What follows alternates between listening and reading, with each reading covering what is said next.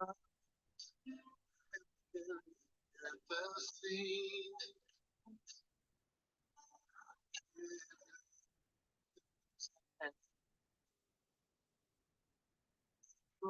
your hopes and dreams, you say you retreat. You say you just can't win. Circumstance. How story ends. God the world. The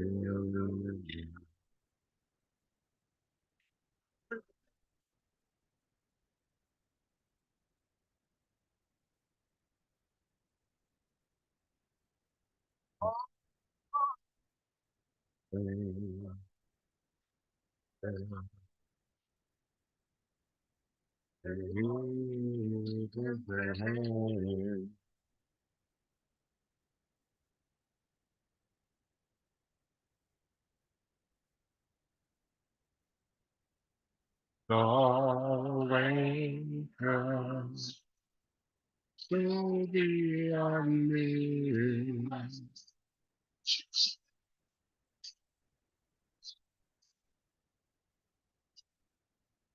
I know you said you can't tell right now. Let me say I know that feeling.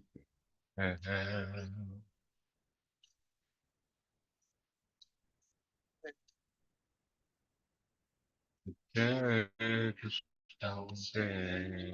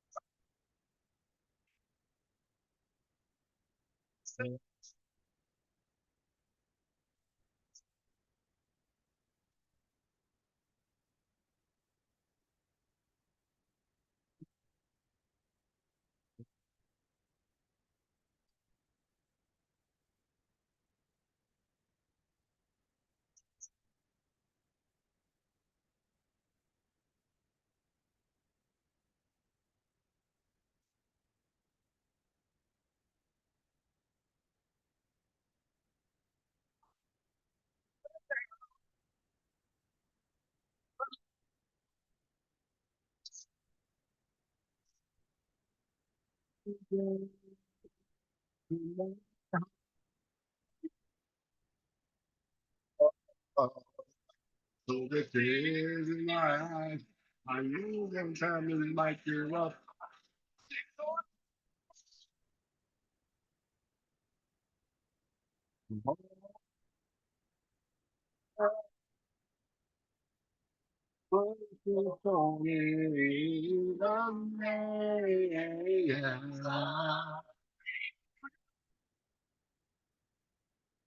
Lift up your hands and say, your way.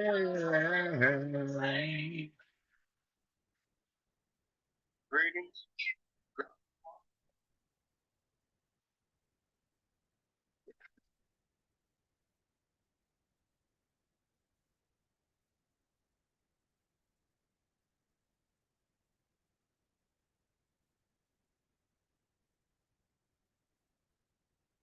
Greetings, greetings, greetings, greetings.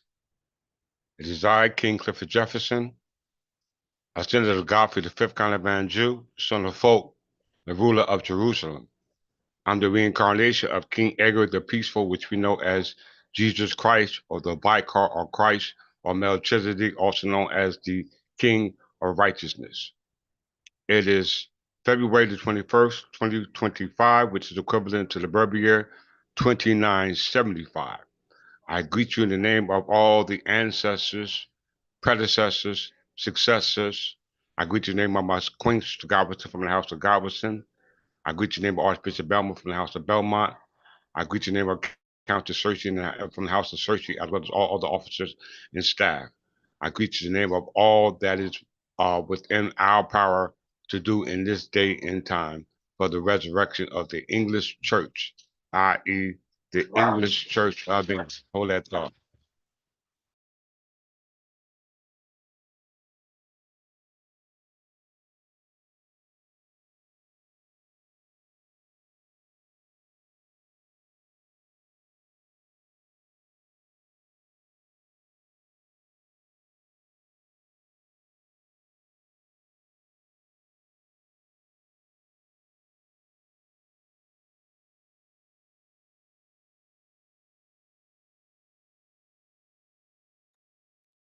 Sorry about that. For the English Church of England, it is my pleasure to be here before you today to let you know that this will be the last and final class that will be posted here on YouTube. All classes now will remain for the actual website, the Third Typical English Church of England. So all those who are aware of that, please make your way over there. Okay. This is the lesson. Today is called the Ecclesiology of the Anglo-Saxon Berbers. Once again, the Ecclesiology of the Anglo-Saxon Berbers. Okay. Like, share, subscribe, as well as all donations, gifts, comments, soakers are welcome. Send it to the Third Typical English Church of England, as well as $ Clifford Jefferson Oil. This is a lesson that you do not want to miss. All right. Without further ado, let's get started. I hope you all were able to actually hear the music from our previous podcast, which is our original format. We always like to vibe in the conductivity of our ancestors, as well as our predecessors, when we are moved by the spirit of the music. Okay, so with that, let's get started. Hopefully, I won't hold you long.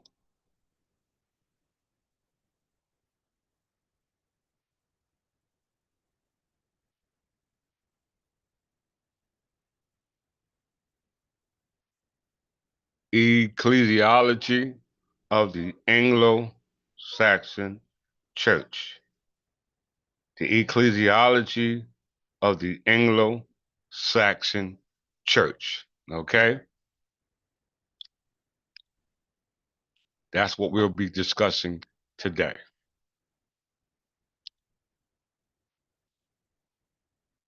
All those who claim to be church scholars, okay, you need to make your way over to this podcast and be able to attest your scripture, your word, and how you understand it in contrast to how we present it here at the Third Tip English Church of England. Okay? Sound doctrine. Okay? Sound doctrine. Once again, this will be the last lecture that's done on YouTube. All those who be looking for further insight on what we do here at the Third Tip English Church of England, you will have to make your way over to the actual um, website, the Third Tip English Church of England, where all our classes will be formatted, are produced in a way that you will be able to be physically educated in a manner that's feasible for you to be productive here at the church. Okay, so this is why this lesson or this platform, today's lecture will be about the ecclesiology of the Anglo-Saxon Berbers, i.e., the Church of the Anglo-Saxon Berbers. If there are any questions, please post them in the chat, as well as leave your comment in the actual comment box once this lecture is over. Okay? So without further ado, let's get started with this marvelous lecture. Today we're going to talk a lot about the church, okay? Specifically the church. Everyone should know about the church, okay? Everyone should know. Ecclesiology from Wikipedia, basic understanding. In Christianity theology, ecclesiology is the study of the church, the origins of Christianity, its relationship to Jesus, its role in salvation, its polity, its discipline, its eschatology, and its leadership. Once again, all those who belong to a church, these should be your concern, especially when you're dealing with Christian theology, because in ecclesiology, it is the study of the church, the origins of the Christianity that's practiced in the church, the relationship to Jesus, who established the church, his role to salvation, which is based upon eschatology, which is the polity that determines the discipline of the leadership and those who follow the leadership of the church. This is very important for us to have as a basic understanding of the church. Okay? It's right there. Etymology of the word ecclesiology.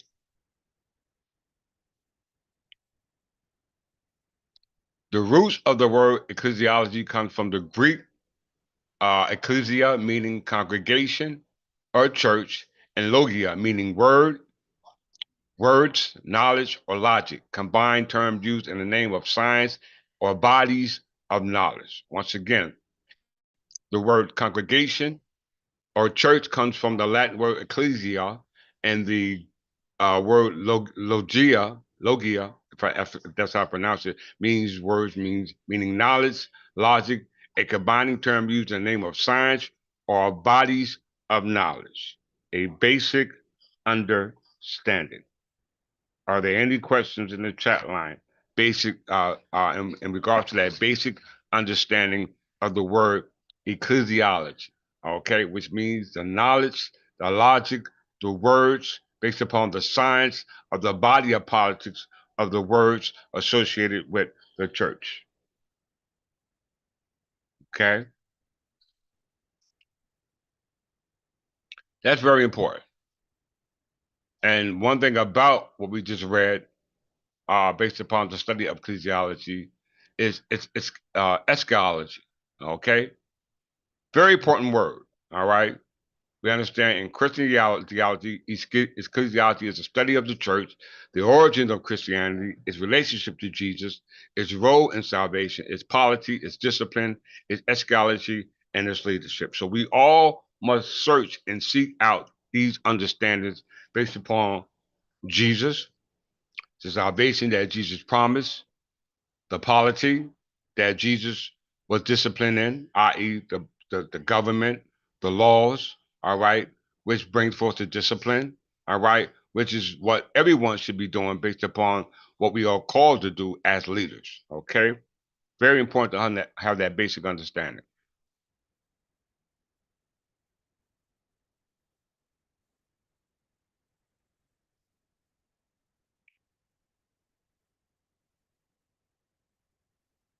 The Catholic ecclesiology, different from English ecclesiology, we're talking about the Catholic ecclesiology. Very important.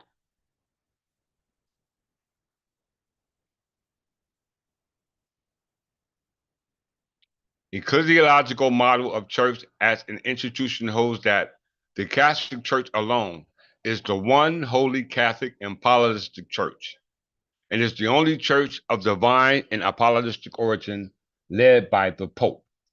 Okay? Led by the Pope. So, whatever denomination that you so called claim to be a part of, you're associated with the Pope. Everyone hold that thought.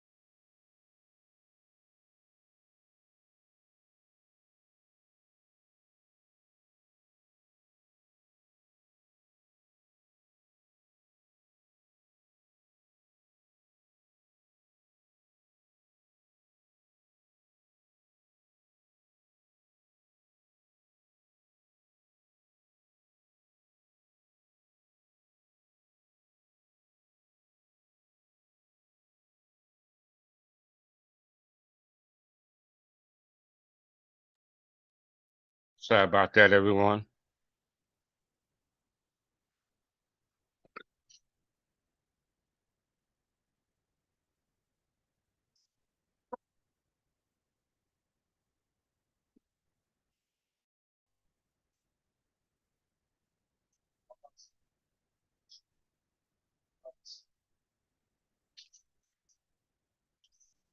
The ecclesiastical model of church as an institution holds that the Catholic Church alone is the one holy Catholic and apostolic church, and is the only church of divine and apostolic origin led by the Pope. The view of the church is dogmatically defined Catholic doctrine and is therefore defied. In this view, the Catholic Church, composed of all baptized professing Catholics, both clergy and laity, is the unified visible society founded by Christ himself, their so-called Christ. And his hierarchy derives its spiritual authority through the centuries via apostolic successorship, i.e. its bishops, most especially through the Bishop of Rome, the Pope, whose successorship comes from St. Peter the Apostle, to whom Christ gave the keys to the kingdom of heaven. Thus, the Pope and the Catholic views have a God ordained universal jurisdiction over the whole church on earth. The Catholic Church is considered Christ's mystical body and the universal sacrament of salvation, whereby Christ enables humans to receive sanctifying grace. Once again, the Catholic Church claims to be the mystical body and the universal sacrament of salvation, whereby Christ enables humans to receive sanctifying grace. Okay? Very important we understand that the mystical body. All right?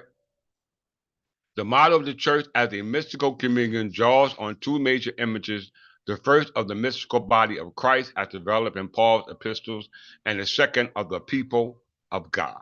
Once again, so we're talking about the mystical body of Christ. All right? The mystical body of Christ. Let's get into what we call the ecclesiastical polity.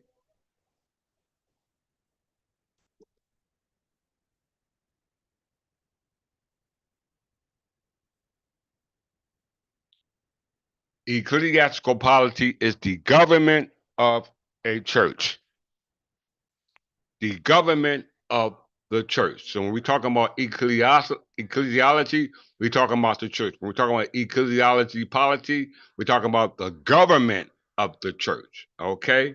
The government of the church. This is very important. All right. As above, so below. We see that the Pope is a representation, according to the Roman Catholics' customs and traditions, as the vicar or representation of Christ on earth as an ecclesiastical church. Okay, a ecclesiastical church.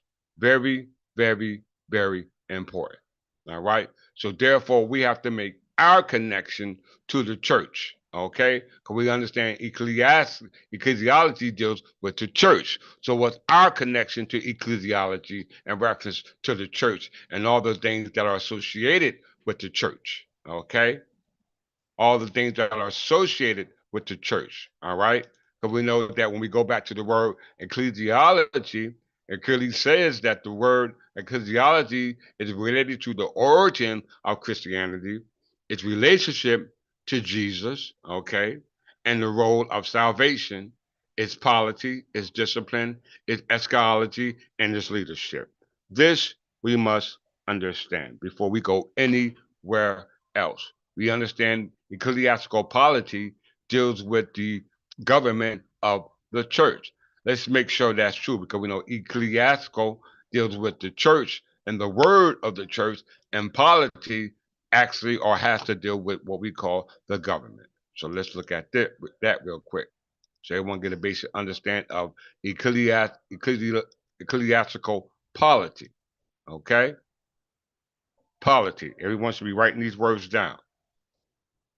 A party is a group of people with a collective identity who are organized by some form of political, institutionalized social relationship and have the capacity to mobilize resources.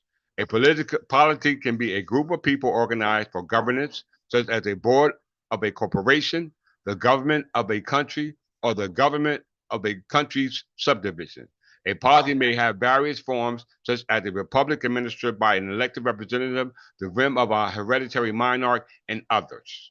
When referring to a specific polity, the term country may refer to a sovereign state, states with the limit recognition, constituent countries, or a dependent territory. So just very understand that this is not talking about abstract government. It's talking about a concrete government. It's not talking about an abstract church. It's talking about a concrete church. The concrete church they're talking about here, that's not like ours. It's the Roman Catholic Church versus the English church, okay? Because the English church is governed by ecclesiastical law, okay? Ecclesiastical customs of the English church, okay? So let's look at that. The ecclesiastical laws of the English church, all right?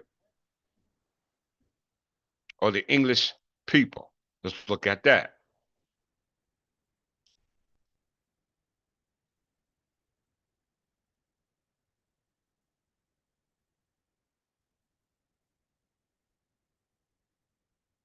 Ecclesiastical history of the English people. So we're associating with the church of the English people. Okay.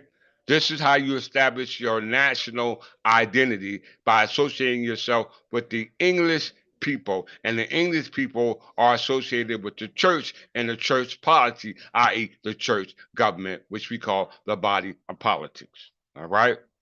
Ecclesiastical history of the English people, Historia Ecclesiastica Gentis Anglorium, written by Bede about 731 AD Adonis Dominius, is a history of the Christian church in England and England generally. Its main focus is on one growth of Christianity. It was composed in Latin and is believed to have been completed in 731 when Bede was approximately 59 years old.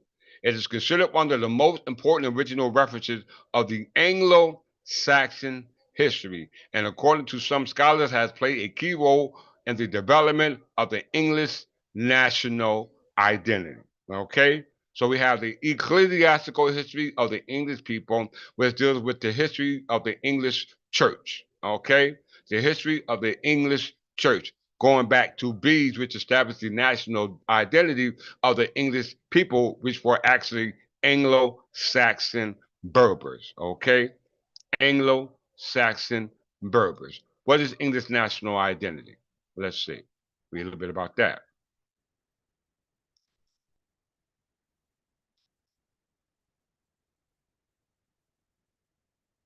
English national identity.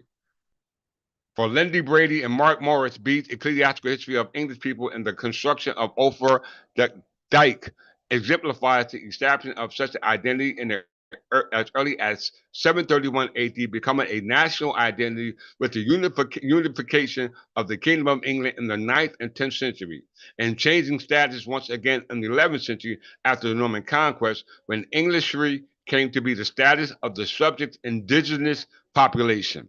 Similarly, Adrian Hastings considers England to be the oldest example of a mature nation, and links the development of the nationhood to the Christian church and spread of the written popular language to the existing ethnic group. Okay, so we're talking about the ecclesiastical history of the English people, or the church of the English people, and the government of the church for the English people. We must make that connection. So let's look at Bees, who's responsible for the establishment of that.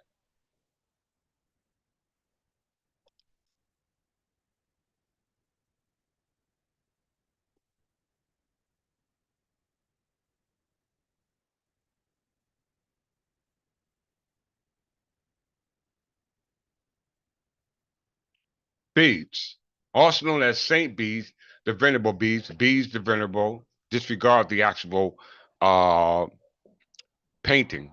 All right. We have paintings where he of darker complexion.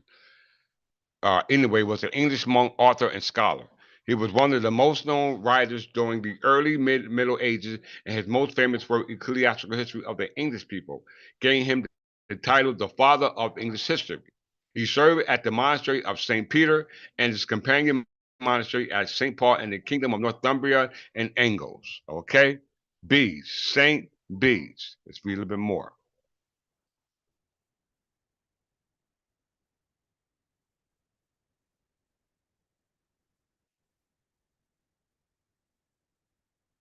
B's name reflects West Saxon Anglian beta. Is an Old English short name formed on the root of bedon, to bid, to command. The name also occurs in the Anglo-Saxon chronicles and uh, S.A.501 as Beta, one of the sons of Saxon's founder Porthemus. The Liberbete of Durham Cathedral names two priests with this name, one of whom is presumably Bede himself. Some manuscript of life of Cuthbert, one of Bede's works mentions Cuthbert. One priest who was named Bede. It's possible that the priest is one of the names listed in the Liberbete. So we see Bede is one of the saints who are responsible not only for Liber Vitae, but as well as associated with the Annos Dominios, which is the year of the creation of the year of our Lord. Let's read this real quick before we go forward. It says here, his theological writings were extensive and including a number of biblical commentaries and other works of exegetical erudition. Another important area of study of Bede's was the academic discipline of computers, otherwise known as contemporaries as the science of calculating calendar dates.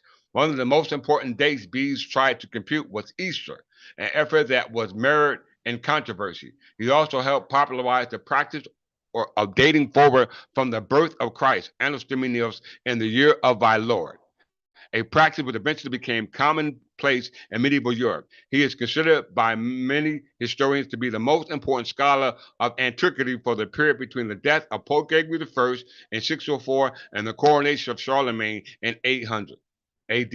Okay, we know Pope Gregory I had the Anglo-Saxon Berbers converted to Christianity, which is the Catholic Christianity, which we're just talking about under the Roman Catholic Church, under the Pope. And we know that Charlemagne was associated because he was converted to Christianity. Okay?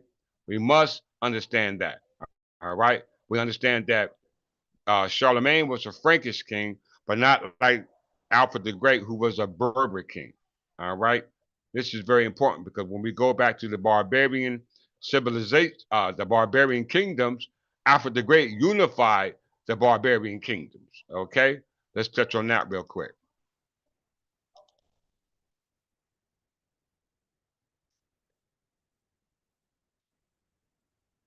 The barbarian kingdom were states founded by various Roman, non-Roman. You hear that? So it says non-Roman. So that means that these tribes or people who were considered these tribes were not Roman.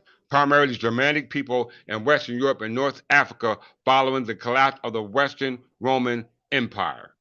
In the 5th century. The barbarian kingdoms were the principal government in Western Europe in the early Middle Ages. The time of the barbarian kingdom is considered to have come to an end with Charlemagne's coronation as emperor in 800, though a handful of small Anglo-Saxon kingdoms persisted until being unified by Alfred the Great in 886. So Alfred the Great and all the kings of Wessex, even before they became the kings of Wessex, when they were just unified tribes, these tribes all took the key from what we call B's, dealing with the ecclesiastical history in regards to the English church, dealing with the English people. This is very, very, very important for us to understand that. All right.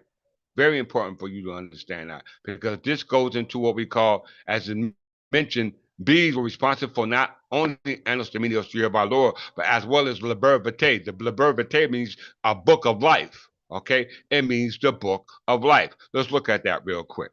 All right, let's look at that real quick.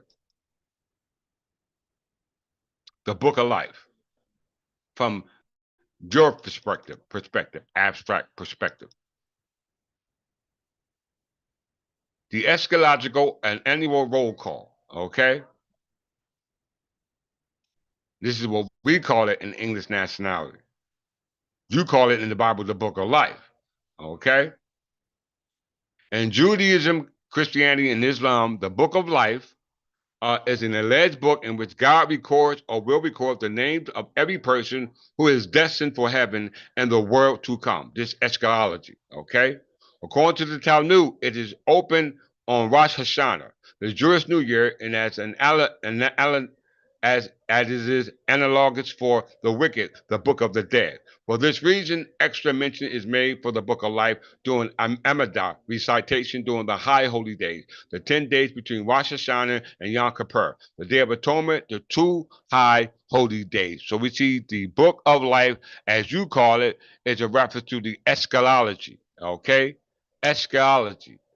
And eschatology, it says, while the prevailing tendencies among the apocryphal, that means revelation writers of the Hasidic schools, was to give the book of life an eschatological meaning, the Jewish liturgy and traditions relating to the New Year and Atonement Day adhered to the ancient view, which took the book of life in its natural meaning, referring from practical points of view, the worldliness of Judaism to the heavenliness of the Essenes. We talk about Sephardims, okay, on the Iberian Peninsula. We're going to get to in a second. Instead of transferring, as it is done in the book of Enoch, the testament of Abraham, and elsewhere, the great judgment day to the hereafter, the Pharisaic schools taught that on the first day of each year, Rosh Hashanah, God sits in judgment over his creatures and has the book of life together with the books containing the records of the righteous and the wicked. That means that the books are open.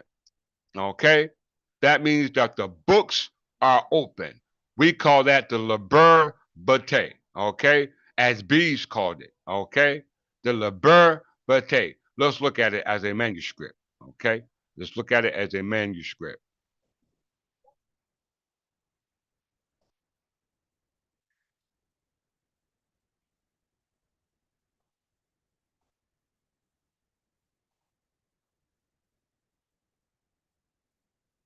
All right?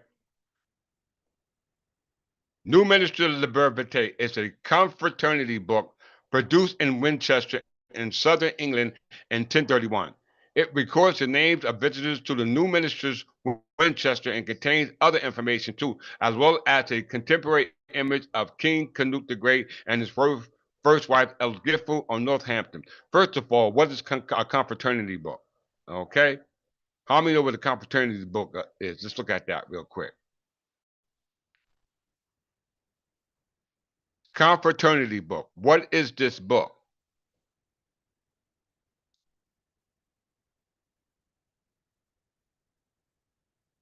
The confraternity book, also called the Liber Memorialis or Liber Vitae, means Book of Life. It is a medieval register of the names of people who enter into a state of spiritual brotherhood, confraternity, with a church or monastery in some way, often by visiting it in a capacity of pilgrim. Persons named in such books were actively remembered in the prayers of the priests or monks. In many cases, these books were established as early as the 8th century and continue up to the 13th century. So we're talking about the actual book of life that was created by our ancestors in regards to the church, the English church or the ecclesiastical church that was created by the ecclesiastical polity of the English people, which was based upon what we call Wittemont, the wise men, brothers and sisters. We have our own confraternity book in regards to the book of life, where the book is open, where all those who are members of this confraternity names are written in it. Okay, as you can see, the book is open.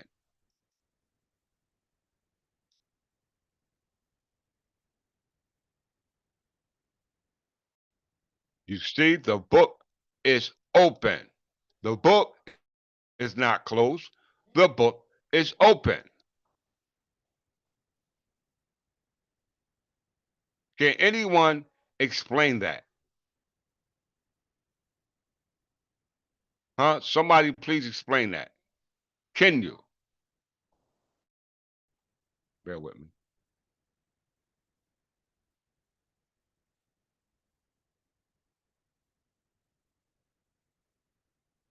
Okay? Can anyone explain that? You see Jesus flanked by Peter and Mary. Okay? You see Jesus sitting inside what we call the orb, okay, with the book open. All right. That's very, very, very important based upon understanding the ecclesiastical history of the English church for the English people and eschatological return of Christ for his subjects or his children or his family, etc. It says the New Minister Liber Vitae is a confraternity book produced in Winchester in southern England in 1031. It records the name of visitors to the new ministers of Winchester and contains other information as well as contemporary images of Canute the Great. He was a Danish king and his wife Elgifu of Northampton. Okay, so these were visitors and new ministers of Winchester. Let's look at that real quick before we move forward. But we're talking about the English church. Okay, we're talking about the English church. The new minister of Winchester was a Royal Benedictine abbey founded in 901 in Winchester in the English county of Hampshire. Alfred the Great had intended to build the monastery, but only got around to buying the land. His son Edward the Elder finished the project according to Alfred's wishes with the help of St. Grimbald, who became the first abbot.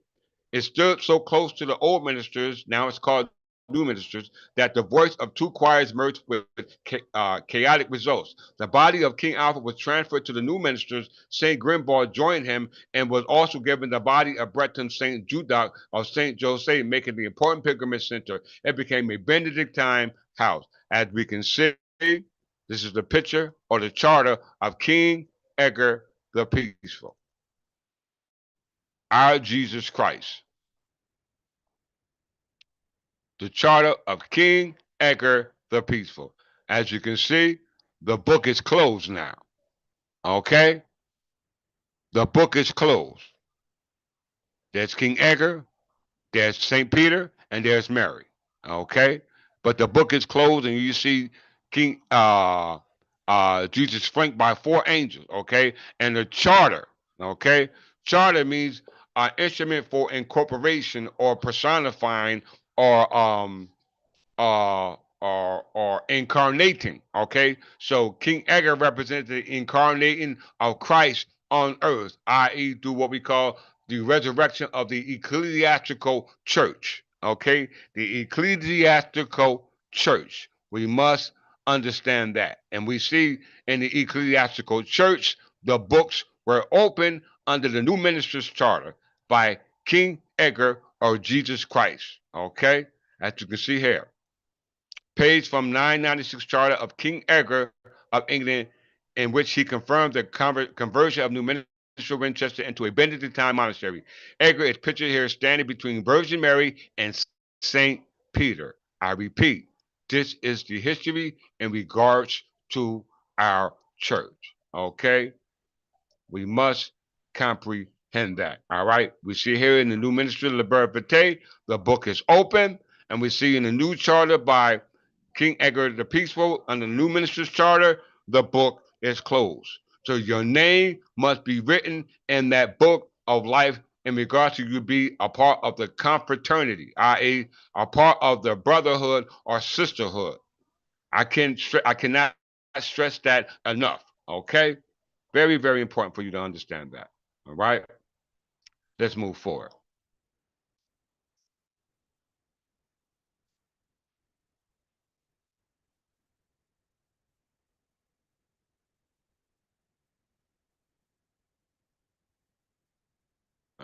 All right,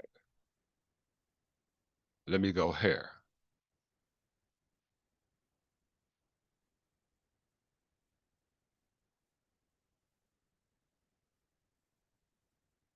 Time immemorial.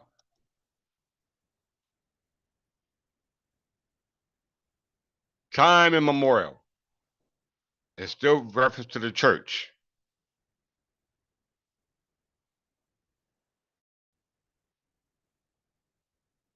Time immemorial is a phrase meaning the time extended beyond the reach of memory, record, or tradition, and definitely ancient.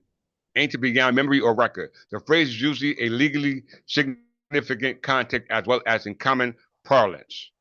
In law, time immemorial denotes a period of time beyond which legal memory cannot go. You hear that? Legal memory cannot go. A time out of mind. Most frequently, the phrase time immemorial appears as a legal term of art and judicial discussion of common law development in the United States and the property rights concerning who?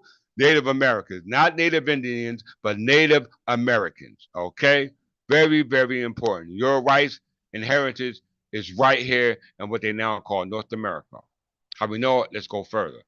Time memorial is frequently used to describe the time required for the custom to mature into a common law, i.e., practice. All right. Medieval historian Richard Barber described this as a watershed between the primary oral culture and a world where writing was paramount. Common law is a body of law identified by judges in judicial proceedings rather than created by a legislator. Judges determine the common law by pinpointing a legal principle consistent, reiterating previous legal cases over a long period of time. This is very, very, very important. It's also said in English law, time immemorial ends and legal memory begins at 1189. The end of the reign of King Henry II, the son of Godfrey, the fifth crown of man Jew, son of Folk, the ruler of Jerusalem. Do not forget that. Okay? Please do not forget that.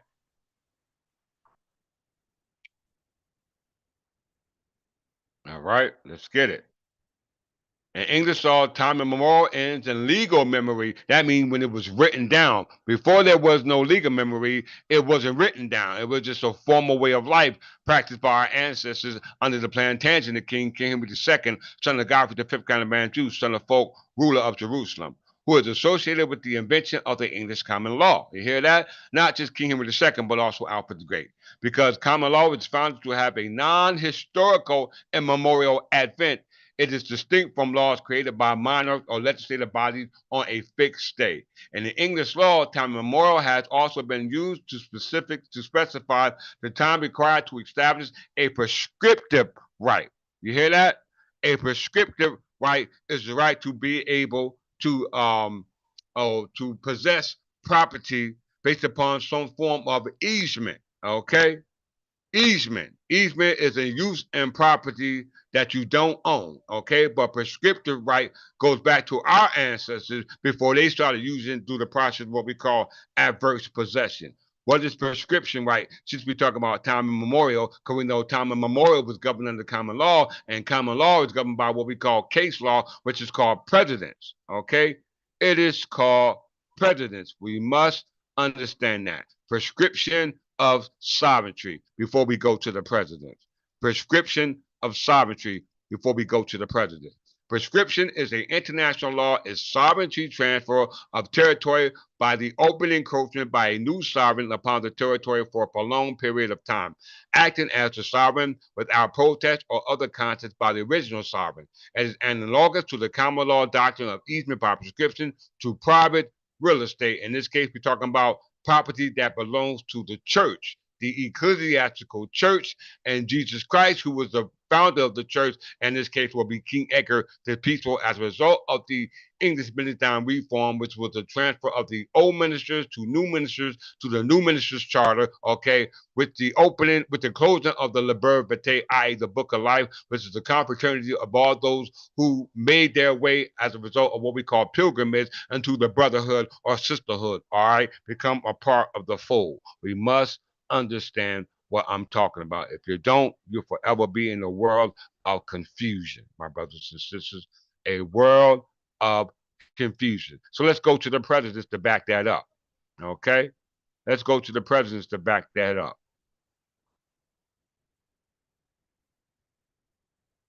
Graham versus Walker. Graham versus Walker. This is in Connecticut.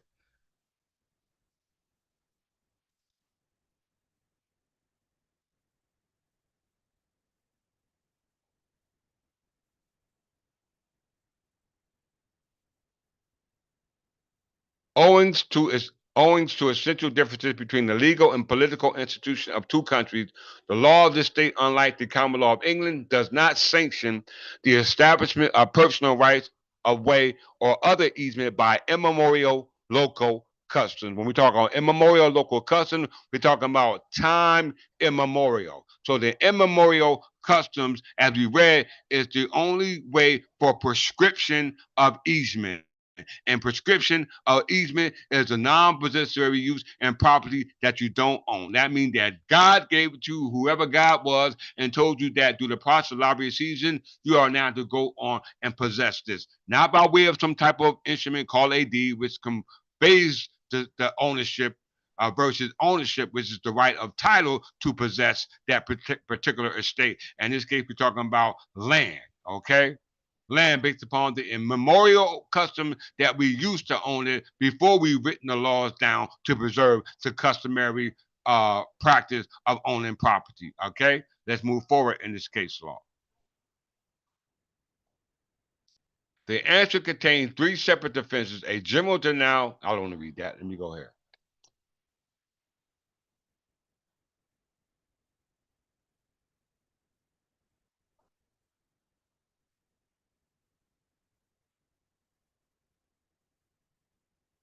A right of way by custom in favor of the inhabitants of a particular locality might be set up by the common law of England.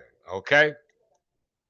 A right of way by custom in favor of the inhabitants of a particular locality might be set up by the common law of England. It could be proved by immemorial uses. We talk about time immemorial. We know time immemorial started in 1189 with Richard I, son of Henry II, son of Godfrey, the fifth kind of man Jew, son of Folk, the ruler of Jerusalem, which we're going to go back to later on in this lesson.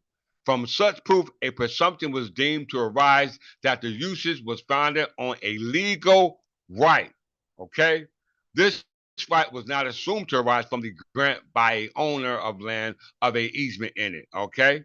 No grant of that nature can be subject to the tenement of the grantor to an easement which will outlast the life of the grantee, unless it be made in such a way as to become a permanent in some other tenement. A right of way by custom appertains to a certain district of territory, but not to any particular tenement forming part of that territory, nor is it confined to the owners of the land within that territory. It belongs to the inhabitants of that territory without the landowner, whether there's a landowner or not. You better listen to what I'm telling you. Somebody claiming to be a landowner might not be the owner of that land. Okay? So we have to go back to the original owner, and the only way you can go back to the original owner is understand how land is actually conveyed, which they're going to tell you based upon an immemorial usage under what we call the common law of England. So it goes on to say that to a fluctuating body of that kind, no estate in land can be granted. If therefore an easement be claimed to exist in their favor, i.e., the defendants or the plaintiffs in error, a title could not be made out by prescription on the theory of a lost grant. The majority of the grants that you got based upon deed conveyances are considered lost grants because their deeds are a color of title by way of the process of title insurance as a result of a defect in the title, meaning that the title is clouded. Okay, it's defective. That's why you have title insurance, because the grantee can prove that it was an actual grant given by the grantor. So it must come, if at all, from some public act of a governmental nature. Okay, the grant must come from a governmental nature for that right of prescription of easement. Okay, we must understand that, especially when you're talking about an immemorial usage. Okay, because it goes on to say that what the theory of English law was that if there had been a usage from time immemorial, that is, so far as could be ascertained from the coronation of Richard the First. Y'all hear that? A Plantagenet king, son of Henry II, son of Godfrey the fifth Calaman Jew, son of Folk, ruler of Jerusalem. So it says that the theory of English law was that if there had been a usage from time immemorial, that is, so far as could be ascertained from the coronation of Richard I, affecting the use of any real estate by those not able to show any paper title to warrant it, meaning not having a deed. What way can you prove that you have the right to possession of a real estate or a piece of property from a grantor without a paper showing that proof? The only way that can be done is from time immemorial customary ways where memory became legal as a result of uh, the requirement of why it should be written down as a result of the compromising of the customary practices that we were so used to. So it said, affecting the use of real property estate by those not able to show any paper title to warrant it, it might fairly be presumed that it arose under what? An act of parliament or other public act of a governing power, or the best evidence of which has perished. So they're saying that the evidence to prove your right to property, i.e., possession of property and ownership of that property, either came to an act of parliament or a public act of a governing power that they said the best evidence for which has perished. So they're saying there's no evidence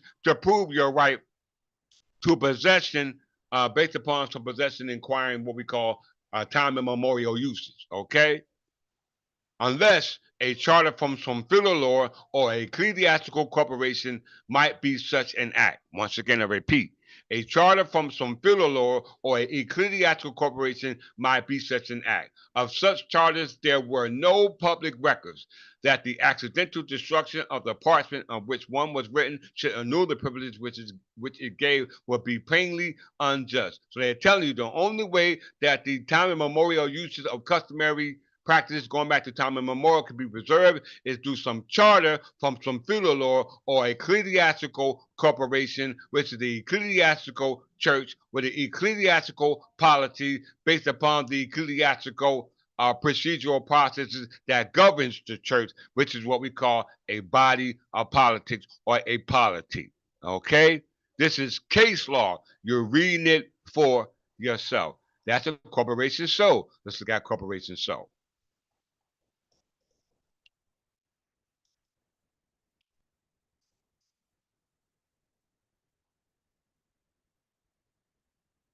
A corporation soul is a legal entity consisting of a single soul and corporated office occupied by a single soul natural person. The structure allows corporation or commonwealth governments to pass without interruption from one office holder to the next, give a position legal continuity with the subsequent office holders having identical powers and possessions to their predecessors. The origin of a corporation soul is ecclesiastical. Did you see that, y'all? Ecclesiastical. Most corporation souls are church related, although some political officers of the United Kingdom, Canada, and the United States are also corporation souls. The concept of corporation soul originated as a means for ordinary transfer of ecclesiastical property, serving to keep the title within the denomination or religious society in order to keep the religious property from being treated as the estate of the vicar of church. The property was titled to the office of the corporation soul. In the case of the Catholic Church, ecclesiastical property is usually titled to the diocesan bishop who serves in the office of the corporation soul. So you see that the origin of the ecclesiastical corporation soul goes back to either the Roman Catholic Church or the ecclesiastical corporation soul going back to the English Church as established by Bede in 731 through the ecclesiastical what's it called? The ecclesiastical history of the English people, which establishes the English national identity, such as us as Anglo, Saxon, Berbers. Once again, Anglo, Saxon, Berbers. This is very important that we understand that, okay? Very, very important we understand that. Why is this important? Let's see why this is important. All right, let's see why this is important.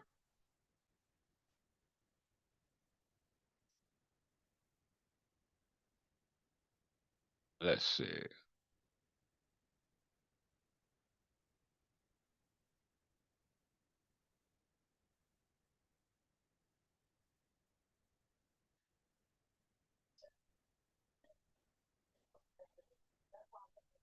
So going back to eschatology, just to get a refresher of the word, all right, before we move forward, second part of the lecture.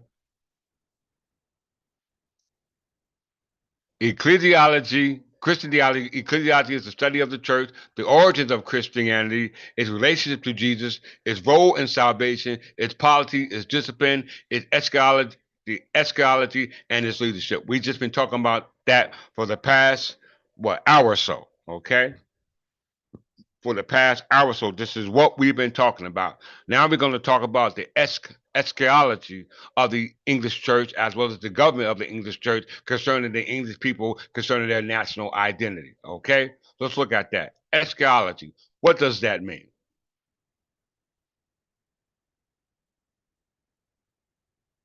Let's look at it and see what this means.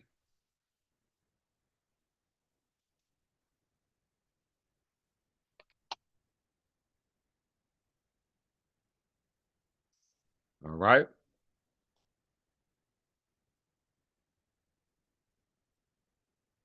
Eschatology, last analogy concern expectation of the end of the present age, human history, or the world itself. So we're talking about the end of the world. In this case, we'll be talking about the book of Revelation. The end of the world or the end time is predicted by several world religions, both Abrahamic and non Abrahamic, which teaches that negative world events will reach a climax. Belief that the end of the world is imminent is known as the apocalypticism, and over time has been held both by members of mainstream religion and by the doomsday cult. And we know we got our own saying about the doomsday cult. We call it the doomsday book or the dooms book, okay? The doomsday book or the dooms book, which instructions given for us, i.e., the children of God, okay? And the context of mysticism, i.e., the mystical church. The term refers to the metaphorically to the end of the ordinary reality and to the reunion with the divine. Many religions treat eschatology as a future event prophesied in the sacred text or in folklore, while other religions may have concept of renewal or transformation after significant events. This goes back into what we were just talking about. What? The book of life. Okay? The book of life. Let's look at that before we move forward. We're talking about the book of life, i.e., we call it the New Minister's Charter, i.e., the Liber Vitae. You call it the book of Revelations, okay? That's what you call it. We call it Liber Vitae, and we know that our names are being written down in it because it was a requirement as established by our predecessors, Alpha the Great, all the way up to its pristine apex get, that was founded by King Edward the Peaceful, which is our Jesus Christ. Okay, our Jesus Christ. We must understand that. All right. Doomsday book. I mean, the book of life. Once again,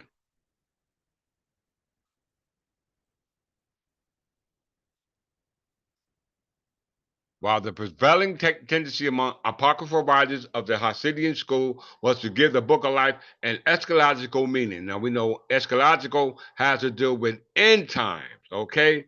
Has to do with end time. So let's see if we are in end time, brothers and sisters, okay? Not guessing, but doing the knowledge of end times, okay? Let's look at it. Let's go to a calendar. Let's go to a calendar. Improve it. 38,000 BC. Okay? 38,000 BC. 3761 BC, the first year of the Hebrew calendar year. All right? We're talking about the first year of the Hebrew calendar year in 3761 BC. Okay? At this time, it's considered the first day of creation from the formless matter, Genesis 1 and 2, traditionally interpreted as out of nothing came something, okay? Universe, space time, on which the Bible recalls that God created existence, time, matter, darkness, and light, okay? This is astrology, brothers and sisters, okay? So that means that in 3761, everything is just being created. Existence, time, matter, darkness, and light is existing in 3761 BC. Okay? All right? According to your calendar.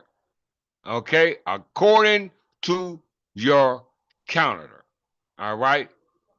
If we go back to uh creation 3761, let's go here. The year 2025, which is the year we're in now. We know Angelominios bees had something to do with that as a result of the English ecclesiastical, what was called ecclesiastical history of the English people. Okay, we know that the year 2025 has equivalent years that needs to be considered. Okay, if you look in the Berber year 2025, the year is 2975. Okay, which is the year today. To you, it's 2025, but in the Hebrew year, the year is what? 5785. Everyone see that? 5785. 5785 is the end of the world. It's end times. The age of the Messiah. From 3761 to 5785, you call it 2025, we call it 2975, according to the Berber year, is the end of time for the revelation of the English church, the Berber church, Anglo-Saxon church, because there is no English week now year on this calendar. There's a British week now year and the Berber calendar, and the Berber calendar is 2975, and the English year is 2025, which is considered the British Now year, and in the Hebrew year, it's 5785. Okay? So let's go to the year 6000 year from the beginning of creation to the end of creation concerning the return of the Messiah, which would be the year 5785.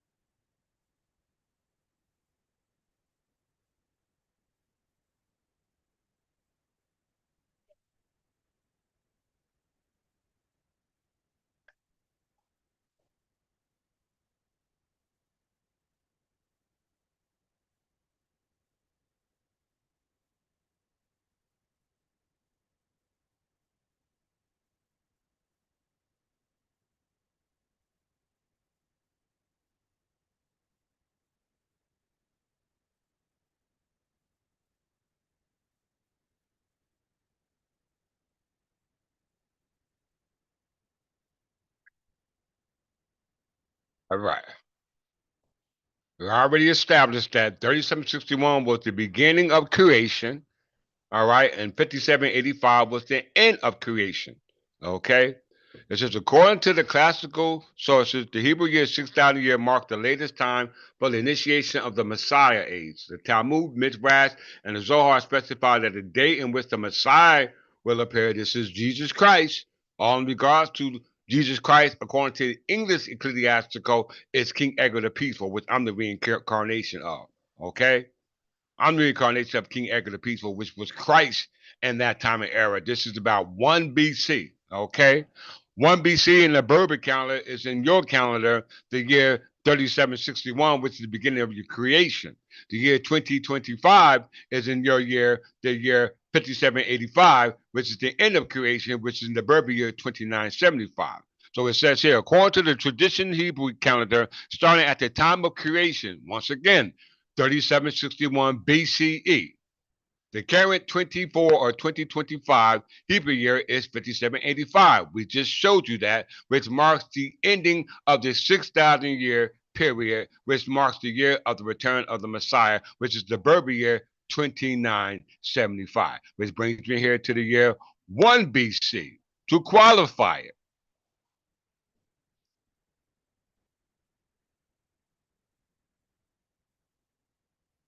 He who writes your books sets your timeline.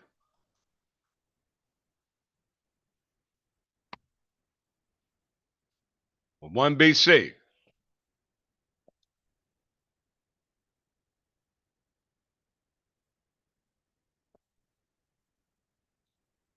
1 BC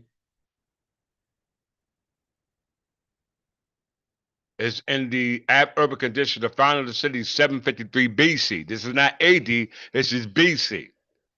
All right. The Berber year is 950. Okay. 950. The Hebrew year is what?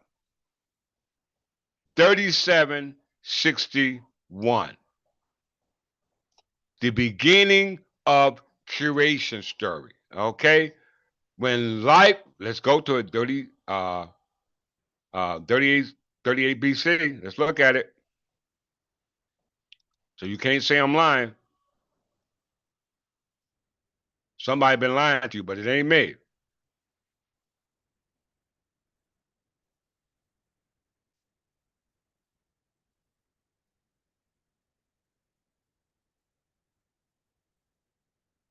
Thirty-seven 61 BC, the first year of the Hebrew calendar.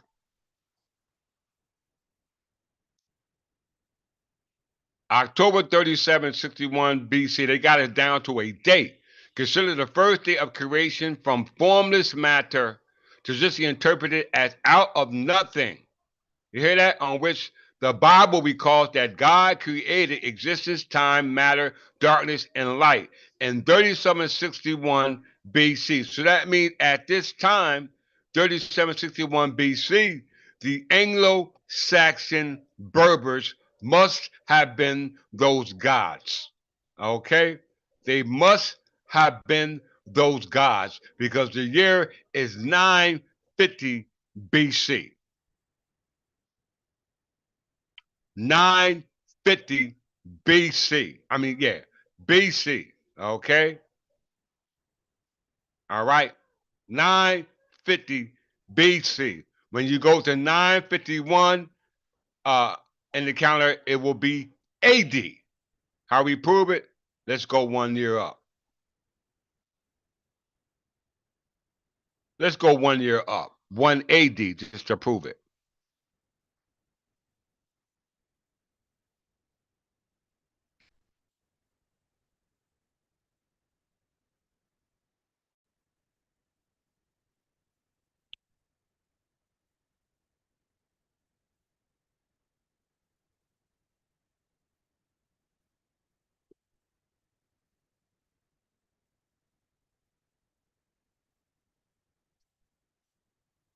Let's see if they let me do it.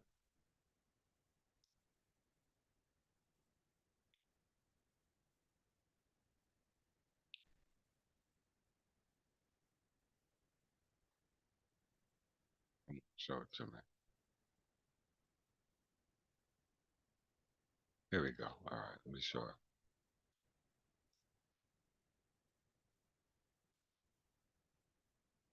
1 AD. From 1 BC to 1 AD. They went up 1 year. As you can see, from 1 BC, it was 950, all right, AD, Annos Dominios, because from 1 BC, there is no year zero. To 1 AD is 951. So the calendar or the Berber calendar is going up. And as you can see, there is no Berber calendar. And in the Hebrew year, the year is what year? 3761, the beginning of creation. But yet, the Berbers are already here doing their things. Okay? The Berbers are already here doing their thing. Yes, they are. Okay? The Anglo Saxon Berbers. Okay? The Anglo Saxon Berbers. How can I prove it? Let's see. I bet you none of y'all knew this. Check this out. Let's go on in 1 BC.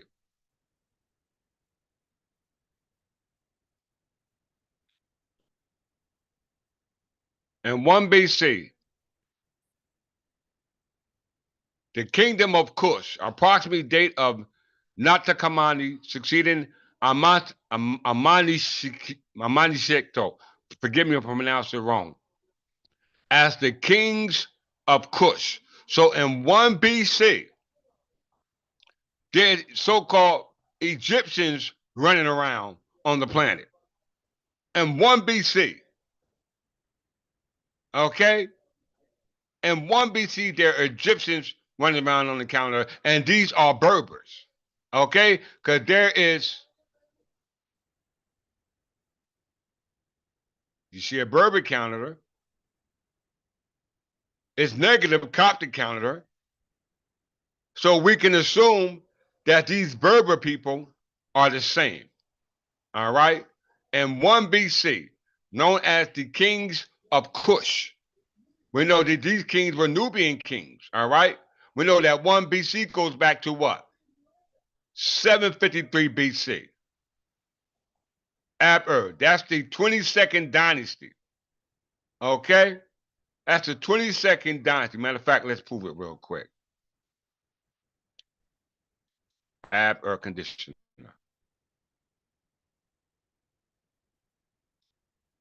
753 BC. Let's look at it.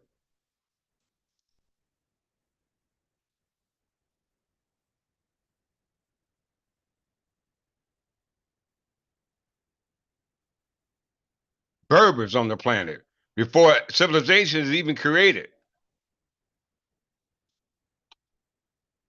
Greetings, Brother McGarr from the House McGarr. 753 BC, the 23rd dynasty of Libyan Berbers are on the planet, okay? While Rome is just coming into being.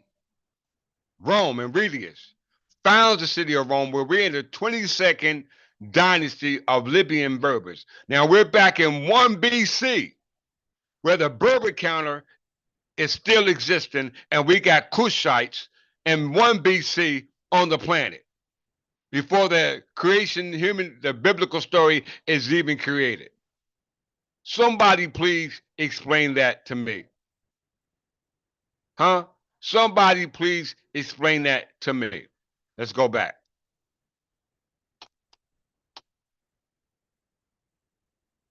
One BC, Jesus is born.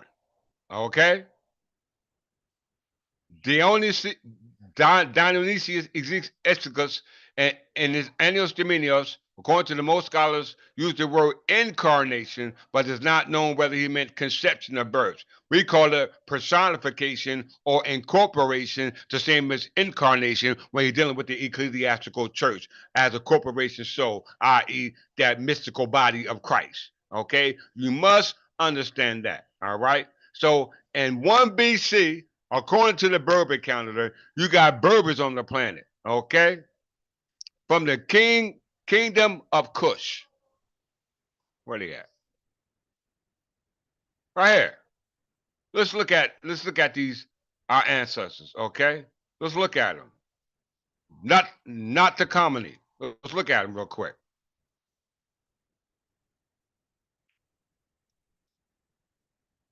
In 1 BC,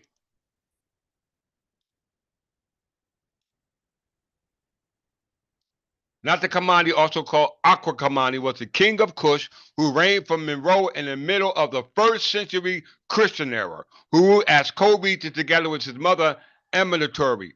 Not the Kamani is the best attested ruler of the Meroitic period. He is an Eminator, may have been contemporary of the Roman Emperor Nero. Okay, not the Kamani is known from several temple buildings and from his pyramid in Monroe. He is known for restoring the temple of Amun. You hear that? As well as his dictation of the temple of Pharos. So this is a Egyptian, i.e., a Berber king in 1 BC. Come on, man. Stop playing with me. Let's look at the list of kings of the monarchs of Kush. All right, so we got Kushites in 1 BC.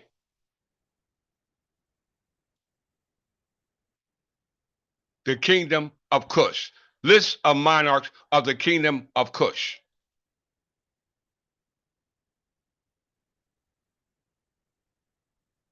All right. We understand 732 BC, we're in the 23rd dynasty. The ancient Kushites goes back to what? The 25th dynasty, my brothers and sisters. The monarch of Kush were the rulers of ancient kingdoms of Kush. A major civilization in ancient Nubia corresponds to modern day Sudan, i.e., Berber Sudan. Kushite power was centralized and unified over the course of the centuries following the collapse of New Kingdom of Egypt, 1069 BC, leading to the eventual establishment of the Kingdom of Kush under Alara, 780 BC. Okay, Kush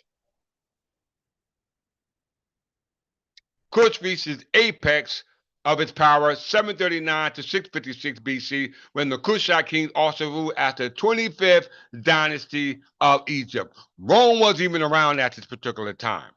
All right, Rome don't come into 731 BC, and we're in the 22nd dynasty of our Nubian kingdoms, and they're existing way down in 1 BC. Come on, man, don't play with the Anglo-Saxon Berbers. All right, which is another king. Let's look at another one.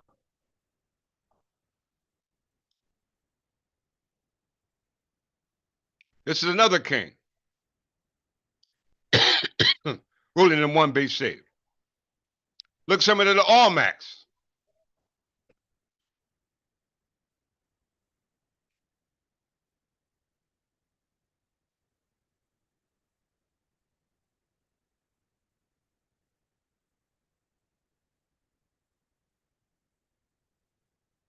Look at it, brothers and sisters.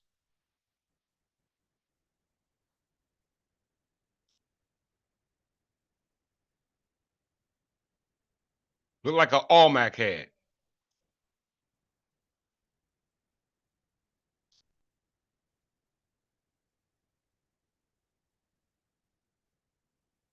And look at the faces here. Look like the Aztecs, the Mayans.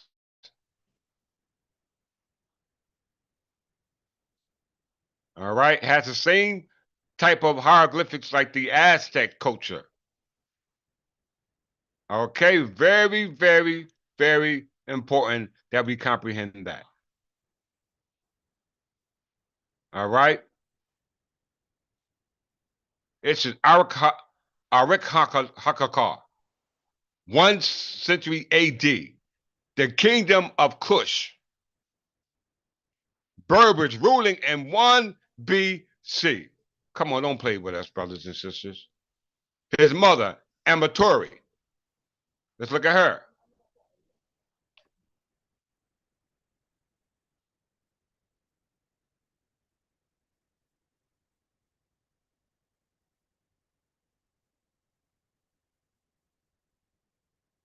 Amatori.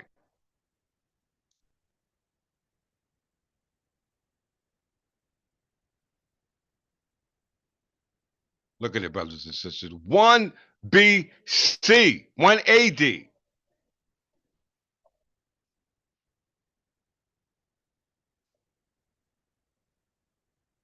Look at the bus.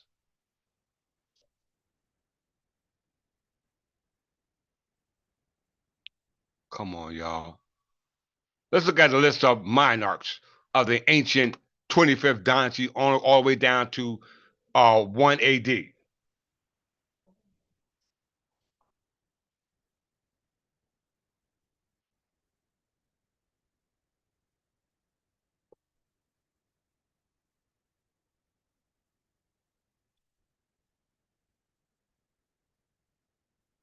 Right?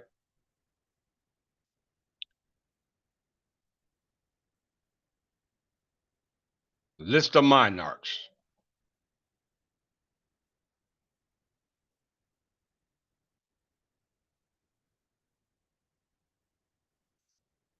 Anglo, Saxon, Berbers, my brothers and sisters.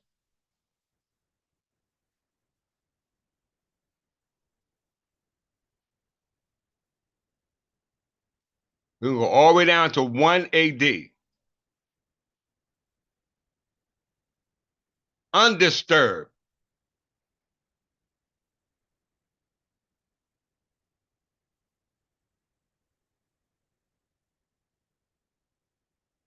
Okay, here we go.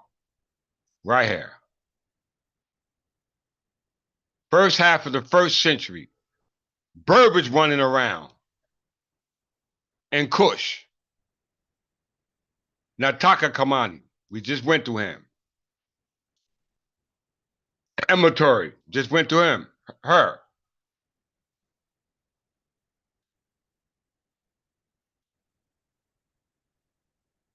Aminatamani. I can't say those names.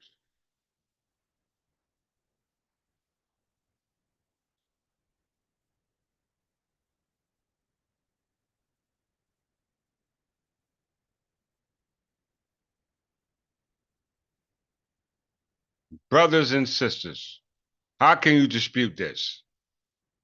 Of the Berber church, the ecclesiastical church of the Anglo Saxon Berbers. Okay? How can you dispute this?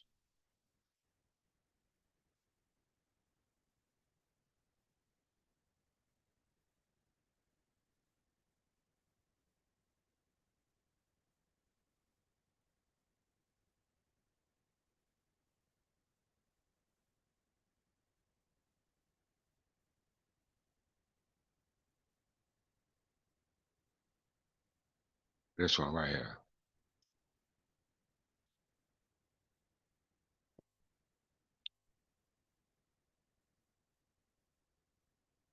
Okay.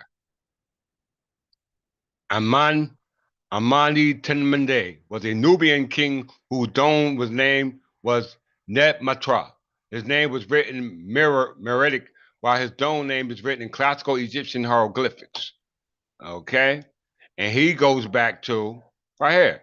There is little evidence for the dating of the kings. The small size of pyramids indicates a date after Natakamani, who was born in what? In 1A, 1 BC. Okay, when we go back to 1 BC, these kingdoms are already ruling. Okay, these kingdoms are already ruling.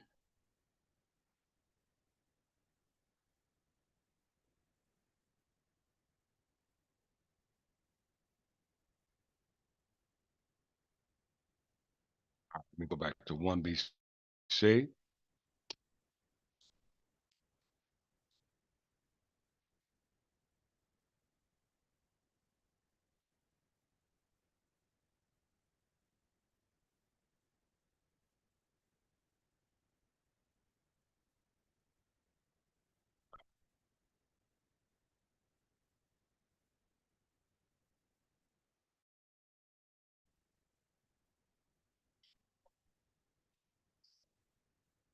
Bear with me a second.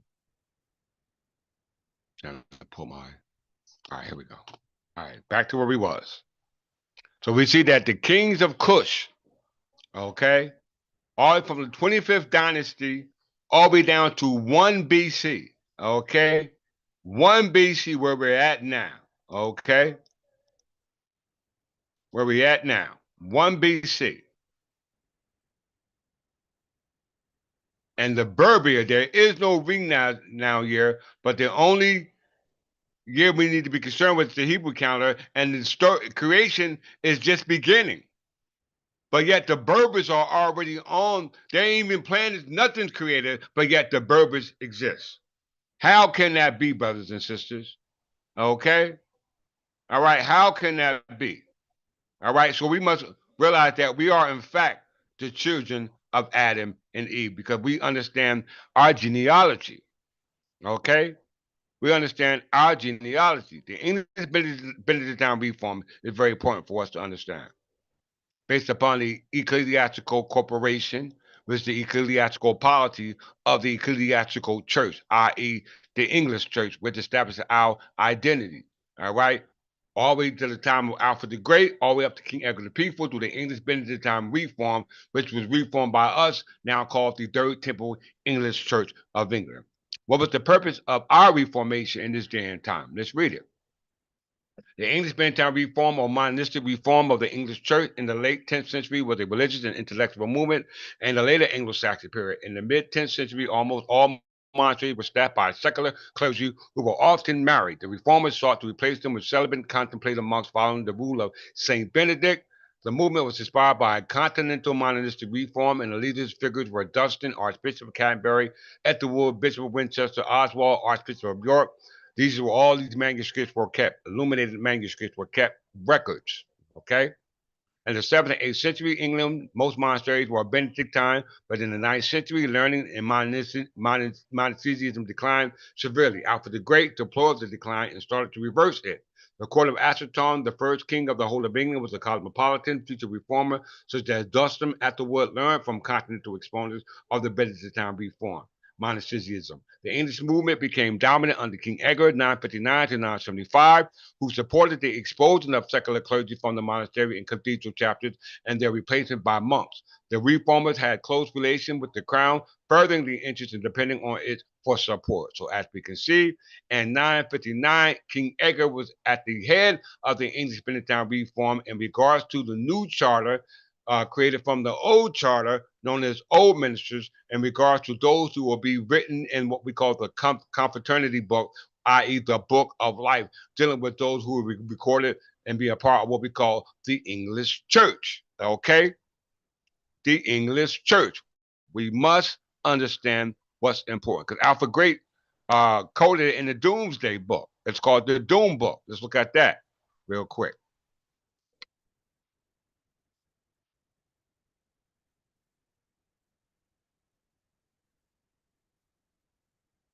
Dome book. Dome book. Pardon yourself, that's not the one I'm looking for.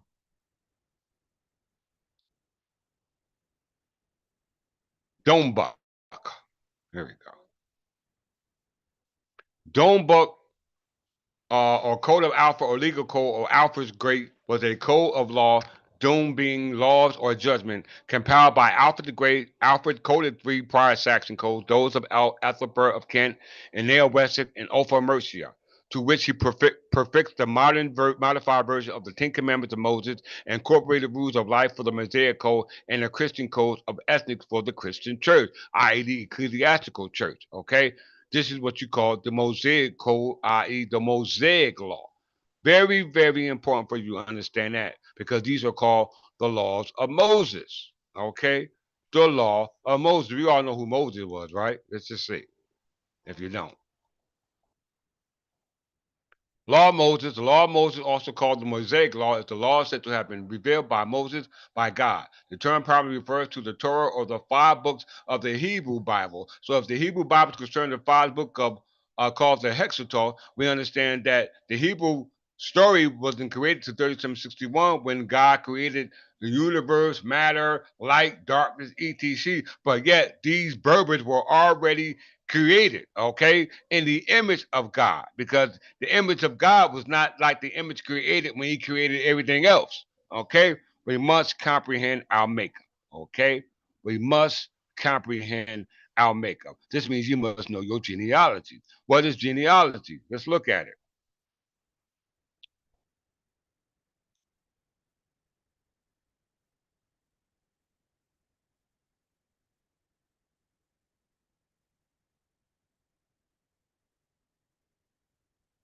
They got many names and meanings for him. We call him the King of Peace, okay? King Edgar the Peaceful, the King of Peace, which I am. Anglo-Saxon royal genealogies. A number of royal genealogies of Anglo-Saxon kings collectively referred to the Anglo-Saxon genealogies have been preserved in manuscript tradition based on the 8th and 10th century. Okay, if you caught the beginning of this lesson, you understand what I'm talking about.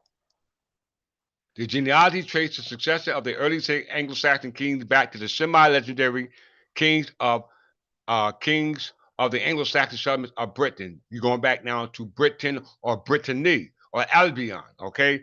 These names go back further. Notably named like Hinks and Horsa and B's Historia Ecclesiastica Gentis and Glorium, and further to legendary kings and heroes of the pre-migration period, usually including parts of eponymous ancestors of the respective lineage and converting on to Woden. These are the Frankish kings, i.e., the Vikings. They're not us. And their future elaborated form as preserved in the Anglo-Saxon Chronicles and the Texas References. They continue the pedigree back to the biblical patriarchs Noah and Adam. They also serve as a basis for pedigrees that will be developed in the 13th century Iceland for the Scandinavian royalty. So as we can see, dealing with genealogy or world genealogy, we must go back to the history as recorded based upon the history of the Anglo-Saxon, based upon their national identity as Anglo-Saxon Berbers. Okay, Anglo-Saxon Berbers. You call them the Celtics, Picts, or the Gauls, but they were in fact Berbers. Okay, all right. Jesus was a Berber. King Edgar the Peaceful was a Berber. Let's prove it, brothers and sisters. Let's prove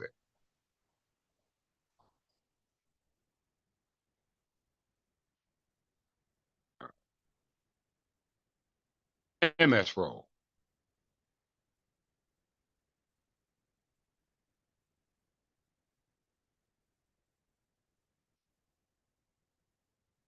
This is the MS Scroll 100, 1066. Once again, it's the MS Scroll 1066, an illuminated manuscript. All right? Not from the Bible, not from some Dead Sea Scrolls that were found in the 19th, 18th, 19th century. This goes back to the 11th century. Okay? Check it out. like produced likely produced in London in the third quarter of the 15th century. Okay, that's even 15th century is even good.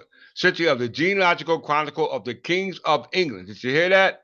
The genealogical chronicle of the kings of England. We talk about the kings of England. You're talking about the Anglo-Saxon Berbers, from the kings of England to Edward the Fourth, known in used pens MS Road 1066. It's a compilation of tour de force of the greatest hits of medieval historians, assimilated by the work of Godfrey Amamas, William of Malmesbury, and Ranulph Higdon, among others. The role is an imposing physical presence of a staggering 37 feet and 13 membrane long. It chronicles the lineage of the Yorkish king Edward IV, beginning with Adam and Eve and ending with Edward IV in 1461. This chronicle also has a complex illustrative scheme containing 174 bust-length portraits in color 5 mandarols with tinted full-length portraits and 8 roundels containing crowns, as well as 7 classical chronicle type scenes, including the Temptation of Adam's, Noah's flood, the city of Jerusalem, the Latin city of Jerusalem. The Latin text is written in a standard late medieval and Anglican hand. Okay, when we scroll down,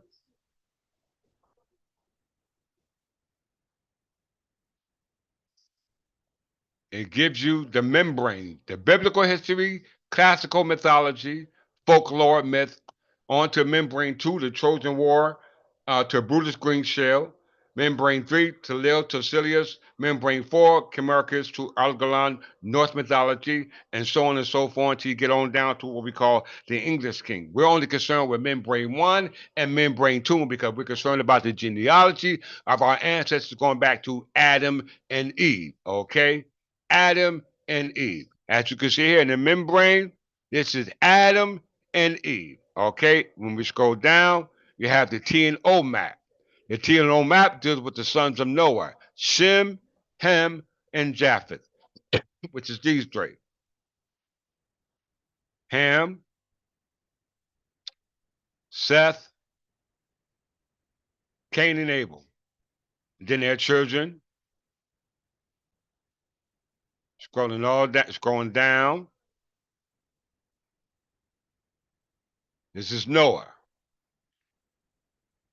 This is Noah. Okay, all this is recorded in this manuscript. Okay, Noah and his sons, Ham, Japheth, Shem, Jonas. So all you see, all the names of our ancestors are preserved on illuminated manuscripts. Everyone see this. So we don't have to go to the Bible and get a narrative. We got a manuscript to qualify. Also, we have who? Alanus. Okay? Alanus. Moving on forward.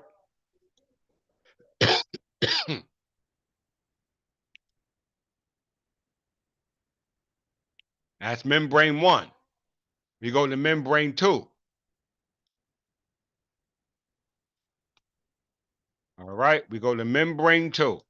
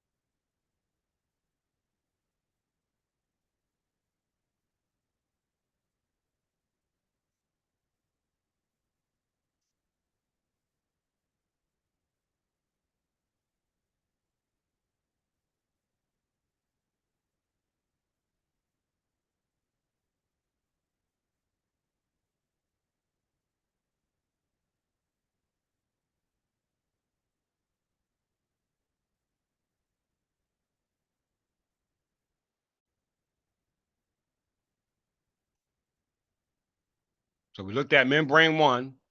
Now we're going to look at membrane 2.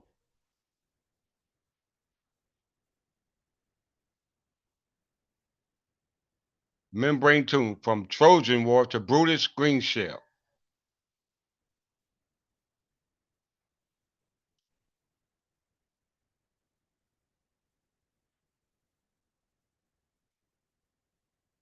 Bear with me, let me get my screen right.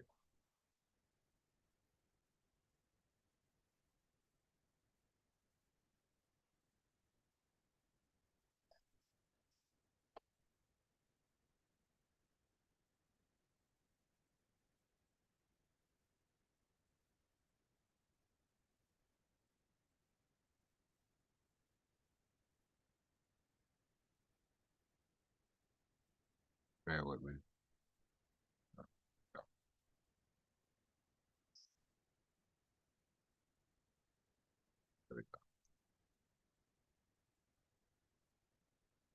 All right, here we go. All right, so we look here. We on membrane 2 now. Okay, membrane 2. From Trojan War to Brutus Green Shell. Here's Brutus of Troy. Okay, that's Brutus of Troy.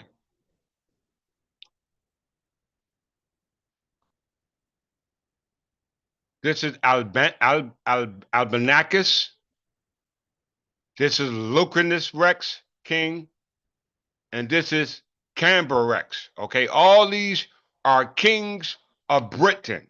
Before you get to England, before you get to Great Britain, you got to go to Brittany and Britain. When you involve Britain, you're involved in the ancient Celtics. Okay, the ancient Celtics. Okay, very, very, very, very important. So let's get a look at that real quick. List of legendary kings. Okay, of Britain. A list of legendary kings of Britain. Okay, because you already seen them on the MS Gold 1066, which is an illuminated manuscript. Okay, and these are legendary kings that are of,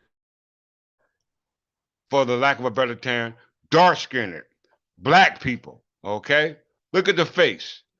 Caldwell Finnedag, from Godfrey Amamus, the historian, Historia Regum of Britannia. Caldwell was also a historical king. So this is the image. They also got false images of him as well. But this is the true image depiction, okay? List of legendary kings. Let's look at them.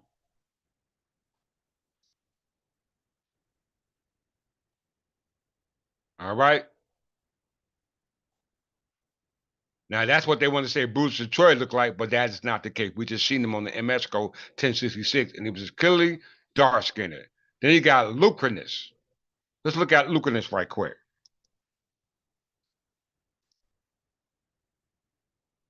Melanated. A legendary king of Britain. 1125 BC. Okay? Of Britain. A Celtic Britain, 1125 BC. Okay? In this scroll, one of the kings of Britain. Okay? We must understand.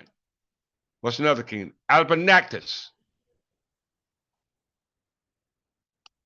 Albanactus, according to Godfrey Mumble, was the founding king of Albania or Albany. He is the effect of Godfrey's eponym for Scotland. His territory was that north of Humber and Oystery. This myth was then taken up by Geraldus Cambrius, another ancestor. Okay? King of Albania. To get another one. Camber.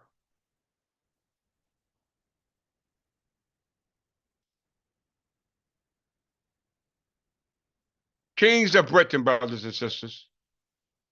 Canberra, also called Canberra, was the legendary first king of Cambria. According to Godfrey Amamus, it's the first part of the influential 12th century pseudo-history Historia Regum Britannia. According to Godfrey, Cambria, the classical name for Wales, was named for him. Okay? We see that, brothers and sisters. All right? Where else do I want to go? Why is this important?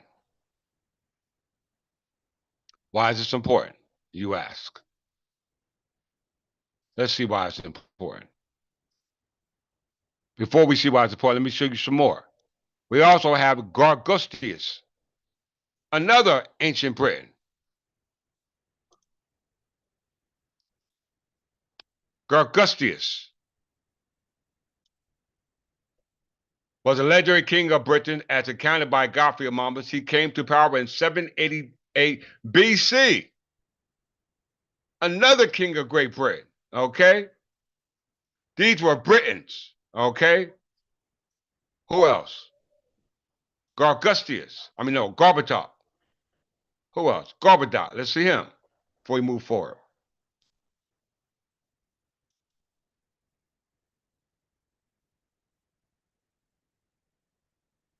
Gorboduc was a legendary king of Britons, as recounted by Godfrey among us. He was married to Judon. When he became old, his son Perex feuded over who would take over the kingdom. So as we can see, all the ancient kings of Britain were of darker complexion. Okay? Britain, Celtic Britain. Before you even get to Brittany, Britain, Great Britain, we're going back into the ancient Britons. Okay? The ancient Britons. So let's get a history of these ancient Britons that we're talking about. Okay? Let's look at them. Britons. Let's look at it, brothers and sisters. Celtic Britons. Because the Berbers were called by many names. Okay? The Berbers were called by many names by many people, but our real name is Berbers. It says, following the end of the Roman rule concerning Celtic Britons during the 5th century, Anglo-Saxon settlements of eastern and southern Britain began. The culture of the language of the Britons fragmented, and much of their territory gradually became Anglo-Saxon. While the north became subject to similar settlements by Gaelic-speaking tribes from Ireland, the extent to which this cultural change was accompanied by wholesale population changes and still debated. During the time, Britons migrated to mainland Europe and established significant colonies in Brittany, now part of France. Very, very, very important. The Channel Islands of Britannia.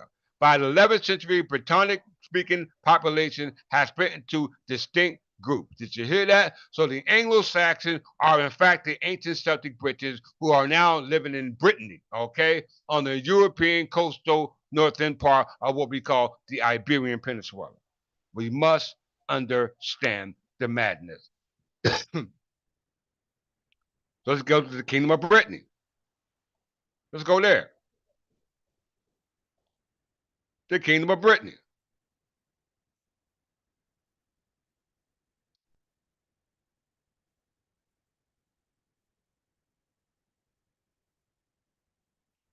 The Kingdom of Brittany.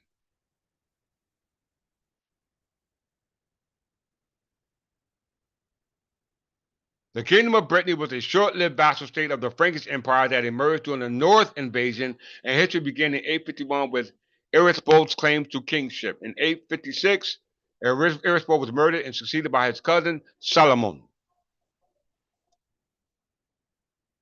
Background. In 387, Maximus was proclaimed emperor by his soldiers in Britain.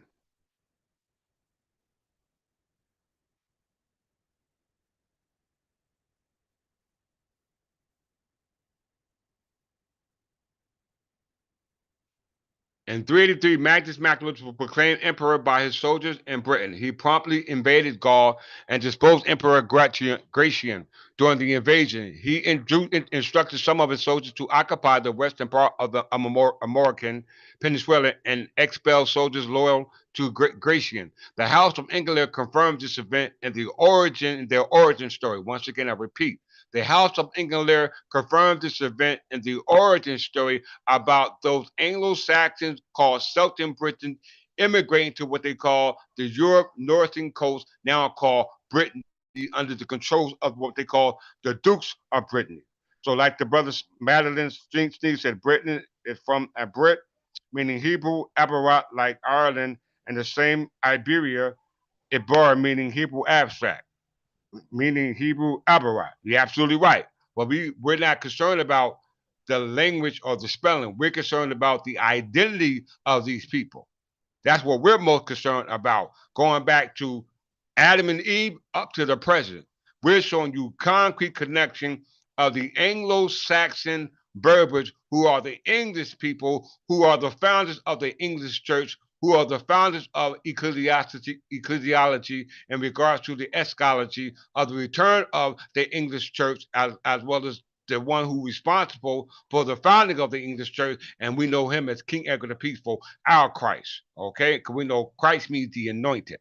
Okay, it means the anointed, and we understand that the origin of the Celtic Britons who migrated to Brittany, we know that that territory was occupied by the House of Anglo. Okay, by the House of Anglo. It said at the end of antiquity period, additional Celtic Britons fleeing the Anglo-Saxon settlement of Britain when it was being invaded by who? By North fighting northern invasions. Okay, very, very, very important for you to understand that. Okay, so once again, we can conclude from this that the ancient Celtic Britons are the ancient kings from Brittany, also called the ancient kings of England or the ancient kings of Great Britain. Okay, they are the same people who are in fact are Berbers. Okay, they are Berbers. Don't believe me? Let's prove it. 1911 Encyclopedia Britannica.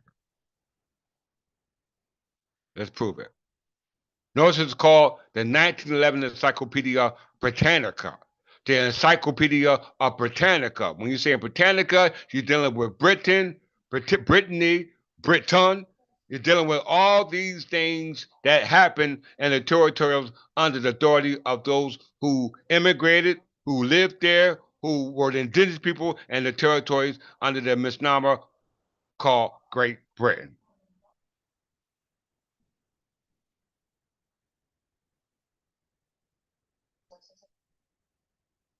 Well said.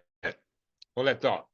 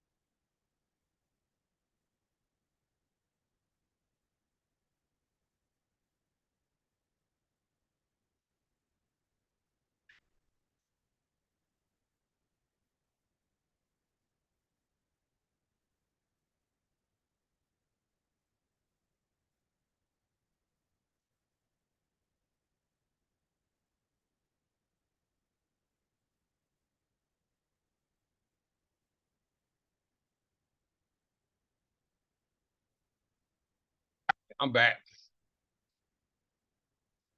Okay, this is a 1911 Encyclopedia Britannica on Berbers. Okay, this was created through the Scottish Enlightenment, which was a corporation called the Encyclopedia Britannica Corporation, created in Edinburgh, Scotland, through the Scottish Enlightenment, and which caused the Scottish diaspora. Okay, when they became enlightened about the history in regards to what happened in Britain, whether it was in England, all right, or whether it was on the Iberian Peninsula, called the Europe on the continent of Europe, because we know that the Iberian Peninsula went by many names. Okay, it went by many names. All right. We understand it was called Hispanio, it was called Iberian, it was called Spain, as well as it was called Al Andalus, as a result of an invasion of people who were not from those lands. Okay.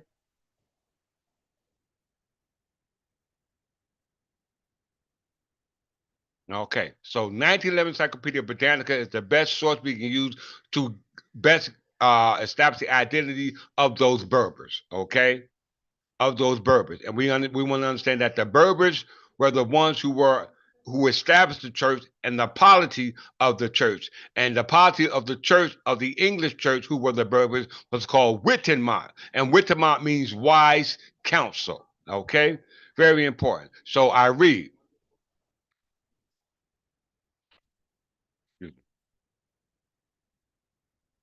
It says connection has been traced between the early Libyan races and the Cro-Magnon and other European races, and later the Basque people. Basque people are those who are associated with Spain and France. It says later the Basque people, Iberian, Picts, Celts, and Gauls. The megalithic monuments of Iberia and Celtic Europe have their counterparts in northern Africa. So that means that there are monuments of megalithic structure that are the same in Iberia as well as in Northern Africa. Okay, I didn't say that. That's what the 1911 Encyclopedia Britannica said. That the megalithic monuments of Iberia and Southern Europe have their counterparts in Northern Africa, and it suggested that these were all erected. Everyone said by the same race, by whatever name they be known, whether they were Berbers and Libyan in Africa, Iberians in Spain, Celtics, Gauls, and Picts in France and Britain. So that means that in France and Britain, the Berbers was called Celts, Gauls, and Picts. Okay? and the Iberian Peninsula on Spain, they were called the Iberians, and Libya and Africa, they were called Berbers. They are the same people. Okay? They are the same people. We know that the Arabs invaded the Maghreb.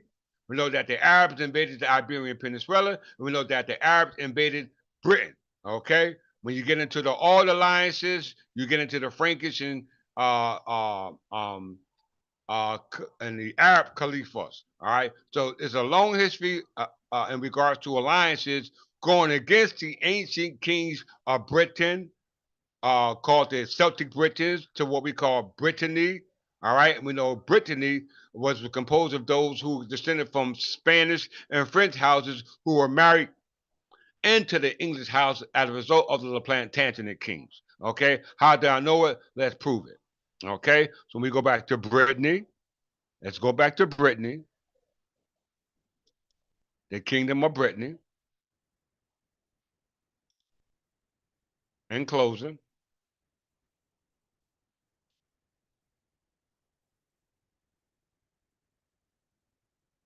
It says, Kingdom of Brittany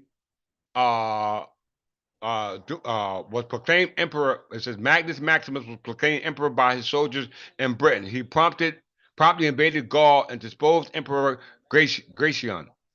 During the invasion, he instructed some of his soldiers to occupy the western part of Moroccan Peninsula and expel soldiers loyal to Gratian. The House of Ingler conforms this event in their origin story. So, who is the House of Ingler? Let's see who's the House of Ingler because they play an important part in the story. Let's see. In closing, thank you. House of Ingler. House of Ingler, also known as the Inglerians, was the lineage of the Frankish nobility of the first dynasty of Anjou, where they established autonomy and power of the county of Anjou between 930 and 1060. It was founded by Ingler, Viscount of Angers, whose son Folk the Red made himself Count of Anjou. By inheritance, the family came into possession of the county of Vendôme. The family died out in the male line in 1060 with Godfrey II of Anjou. He was succeeded in Anjou by his sorrel nephew, Godfrey the Bearded, son of Count of Gatinius. When you get into this is when you get into the primogeniture, starts what we call primogeniture or agnatic succession, which ended with Folk the Fifth and started with Godfrey the Fifth Count of Anjou, who was the son of Folk, who was the ruler of Jerusalem, going back to the kings of Jerusalem during the time of the Crusade Wars. Okay, we must understand that. And Godfrey the Fifth Count of Anjou, son of Folk, set the foundation for the Angevin kings. Okay, and the Angevin kings was Henry II, okay, and Richard I. Lionheart, going back to what we call the concept of what we call time immemorial. And Richard the Lionheart and Henry II um, were all relatives to John. John was also the son of Henry II. John signed the Magna Carta, okay? The written Magna Carta, not the Magna Carta that we follow when the Berbers were following just traditions and customs going back to time immemorial with time out of mind. How we know it, let's see. Go back to the 1911 Encyclopedia Britannica and close it.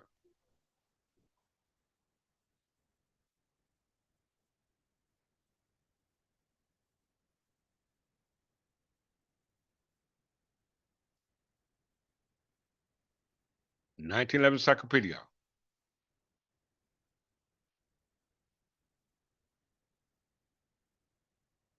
right here. The Arab is a herdsman and a nomad. The Berber is an agriculturist and a townsman. The Arab has built his social structure on the Quran, which inculcates absolutism, aristocracy, theocracy. The Berber, despite his nominal Mohammedanism, is a democratic with his Dimna written mind and his Qanun, the unwritten code called the Magna Carta, as the individual liberties as opposed to the community's good. So if the Berbers, distinguished from Arabs, government, i.e., ecclesiastical polity, were governed by the laws not even written down, but based on customs called Magna Carta, and the government that they used to create the Magna Carta was called written mind, then that means that they were, in fact, the English. Okay? Let's look up Witten. Witten,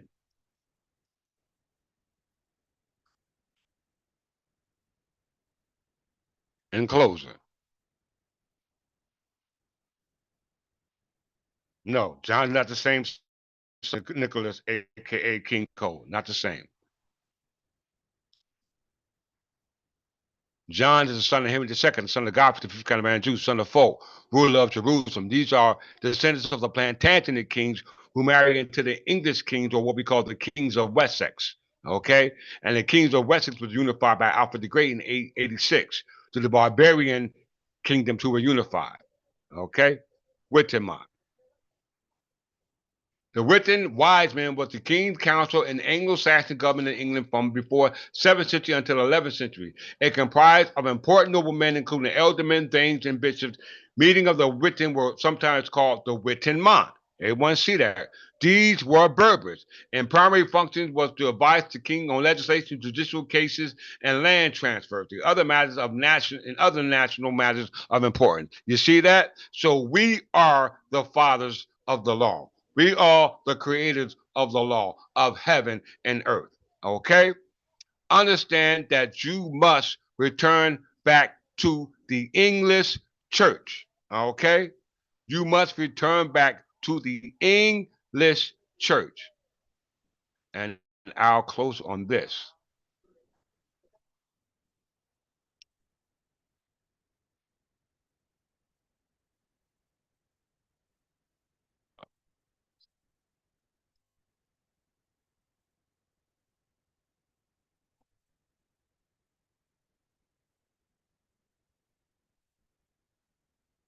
We're going to close out on that.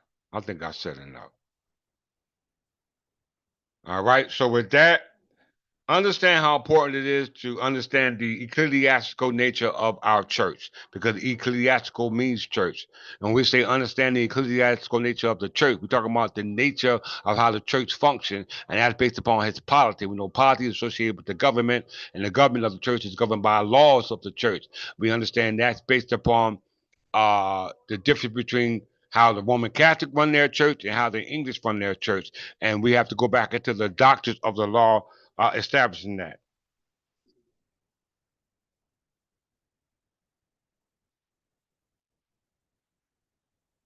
The Old English, not New England. Yeah, we the Old English Church, not the New English Church, because the New English Church is the Church of England, created by way of the conversion of the Anglo-Saxons to Christianity by Pope Gregory I and Augustine of Canterbury to the Gregorian mission in 597. Okay, so what you see here today is a reformation of the English Reformation of the English military reform done by King Edward the Peaceful, which was also called King Edward Jefferson, which is another name for Godfrey, which means peaceful place. Okay. So with that, this will be the last lesson that I'll do in regards to YouTube lectures, and we will now refer the classes onto our website called the Third Typical English Church of England. If those who are not familiar with it, please make your way over there because the class will be starting shortly. We'll be having classes, tests, as well as other informative agendas that are needed to protect the polity as well as the structure of the church. So with that, thank you, Magdalene Sneeze. How did you like the lesson today?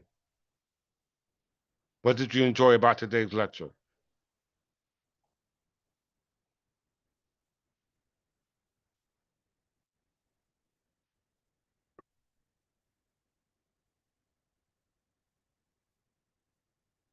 What did you like about today's lecture, Madeline Sneeze?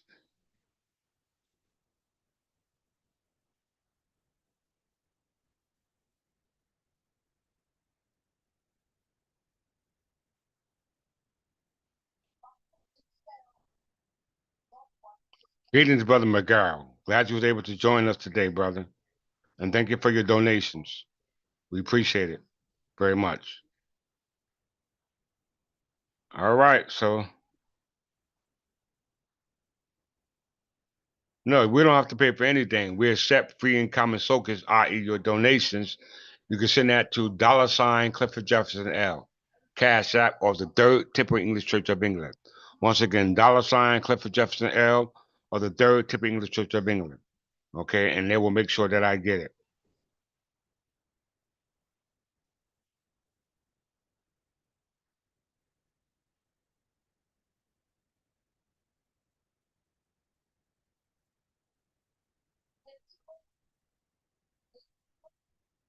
Okay, greetings, brother Michael, on your wife's page. Glad you was able to join me, and yes, you're on the right path, brother. The straight and narrow. Stay there, brother. Okay, stay there. Pass this message, teach this message, and observe this message. Okay. You know, anybody out with platforms that want to hear this information, please spread the word. We can visit on our platform, or we can join them on theirs. Okay. How did you hear about us, Michael?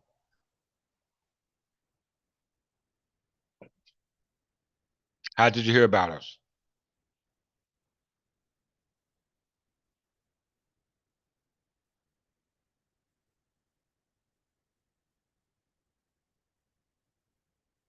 And thank you, Brother McGarrow. I know you understand that we are, in fact, Berbers. You've been with me for a minute now. We really appreciate your studiousness. I appreciate it.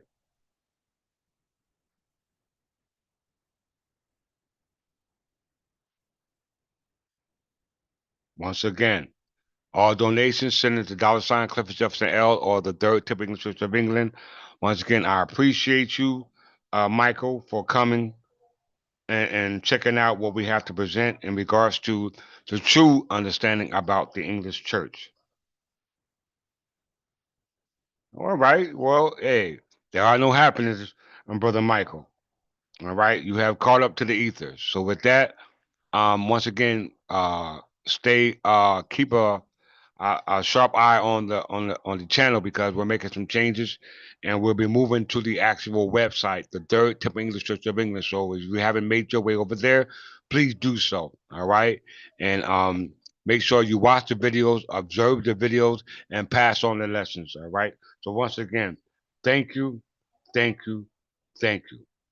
All right. And I'll see you as I always meet you, brothers and sisters, and that's peace and love. Peace.